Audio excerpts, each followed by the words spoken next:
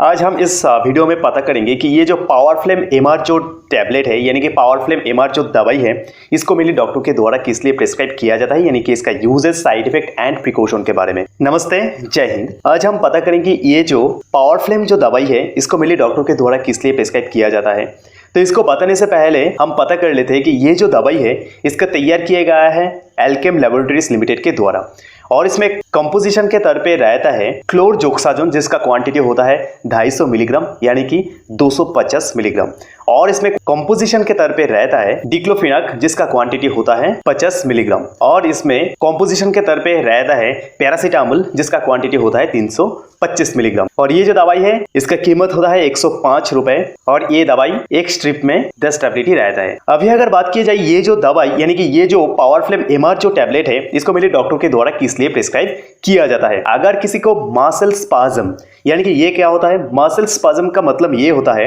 कि हमारी शरीर में जो मांसपेशी होता है उसमें अगर किसी भी तरह का चोट लगने की वजह से बहुत ज्यादा मात्रा में दर्द होने लगते हैं या फिर दर्द करने लगते हैं, तो उस तरह का जो दर्द है उसमें से छुटकारा पाने के लिए एक पेन किलर के तौर पे ये जो पावरफ्लेम एमआर जो टैबलेट है इसको डॉक्टर के द्वारा प्रिस्क्राइब किया जाता है। और उसके साथ साथ ये जो दवाई है इसको प्रिस्क्राइब किया जाता है अगर कहीं पे भी बहुत ज्यादा मात्रा में चोट लगने की वजह से अगर उसमें क्या होता है बहुत ज्यादा मात्रा में स्वेलिंग होने लगते हैं, यानी कि इसका मतलब क्या होता है, स्वेलिंग का मतलब ये होता है कि बहुत ज्यादा मात्रा में फूल जाता है, सूजन आने लगते हैं, तब क्या किया जाता है, इस तरह का जो प्रॉब्लम है यानी कि बीमारियां है उसको कम करने के लिए क्या किया जाता है, डॉक्टर के द्वारा ये जो पावरफ्लेम एमआर जो टैबलेट है इसको प्रिस्क्राइब किया जाता है। तो हम लोग तो ये पता कर लिए है कि ये जो दवाई है इसको मेनली डॉक्टर के द्वारा किस लिए प्रिस्क्राइब किया जाता है। तो ये जो दवाई है इसका यूजेस के साथ साथ इसका क्या क्या साइड इफेक्ट हो सकते हैं उसके बारे में भी जानना बेहद जरूरी हो जाता है। तो ये जो दवाई है इसके लेने के दौरान उल्टी जैसा महसूस होना या फिर किसी को वोमिटिंग यानी कि उल्टी हो भी जाता है,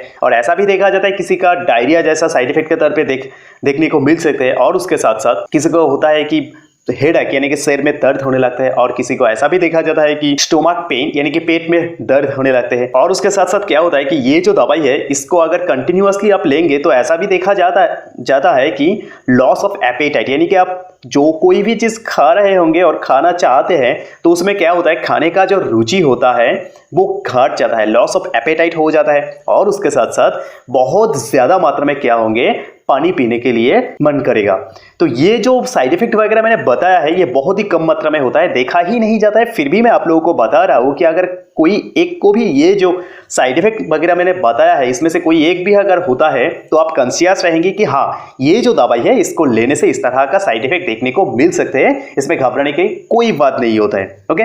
अभी सबसे महत्वपूर्ण बात ये हो जाता है कि ये जो दवाई है इसको लेने के दौरान किस तरह का सावधानियां जो होता है यानी कि प्रिकॉशन वगैरह होता है वो हम लोगों को बरतनी पड़ेगी। तो सबसे पहले इसमें आ जाता है कि